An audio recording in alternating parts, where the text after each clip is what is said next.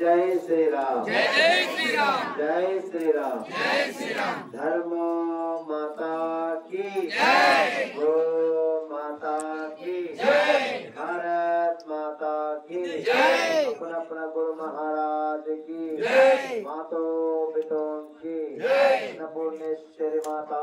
की जय। कृष्ण भक्तुलंधर की जय। देव कृष्ण भक्तुलंधर की जय। पार्वती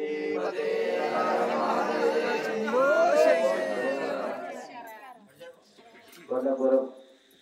భక్త బృందానికి ఏదో భగవంతుడు అనుగ్రహంతో ఇంత దూరం వచ్చినందుకు మీ అందరికీ ఆ పరమేశ్వరుడు ఎప్పుడు ఎల్లకాలము ఈ సంస్కృతిని ఈ హిందూ ధర్మాన్ని ఈ ఒక్క భజన ఎటువంటిది అంటే పదంగా స్వామివారు వాడిడు భజన అంటే మాటలు కావు భజన భగవంతుడు ఈ కలియుగంలో నామస్మరణకే అంకితం ఈ కలియుగంలో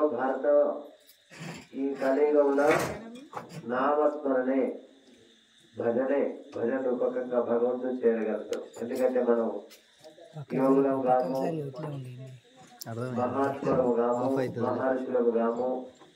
మన మనసు స్థిరంగా నిలవడానికి ఈ ఆట పాటలతో భగవద్ నామస్మరణ ఈ మనసు దాంట్లో ఐక్యమైంది అందుకే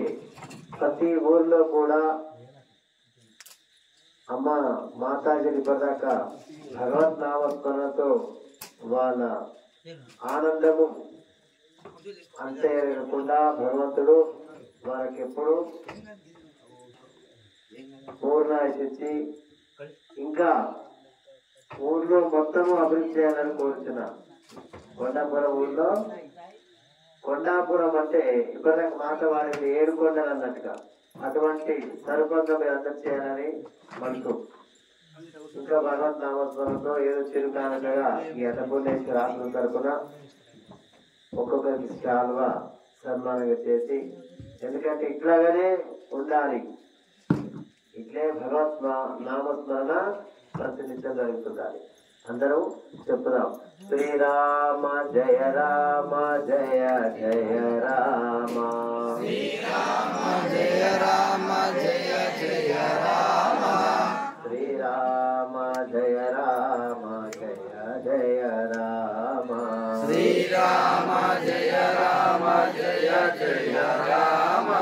శ్రీరామ జయ రామ జయ జయ రామ శ్రీరామ జయ రామ జయ జయ రామ నామస్మరణం రామనామము రామనామస్మరణమా ఎప్పుడు ఎవరు రామ అంటారో ఈ జన్మ మళ్ళీ రాని చెప్తారు అందుకే ఓం నమ శివాయ అన్న నారాయణ అన్న ఈ 2 నామాల నుంచి రామ అనే నామస్మరణ విలువడింది వాల్మీకి మనకు ఈ రామనామాన్ని మనకు అర్పించిండు అటువంటి రామనామ స్మరణ మీ అందరు చేసినందుకు రేపు మన శరీరం పడిపోయిన తర్వాత ఒక ఆయన లెక్క అవుతాడు ఎవరు యమధర్మరాజు అమ్మ మీరు పోయి ఏం చేసేసిండు ఏం చేపించుడు అంటే ఏం చెప్తాం మనం ఒక రోజు మేము భజన అన్నపూర్ణేశ్వరి ఆశ్రమంలో రామనామ స్మరణ చేసినని చెప్తాం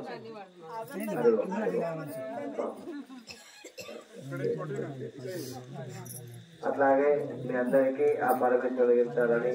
ఇంకా ఈ భజనలో భగవంతుని భక్తి రసంగా మీరు అందరూ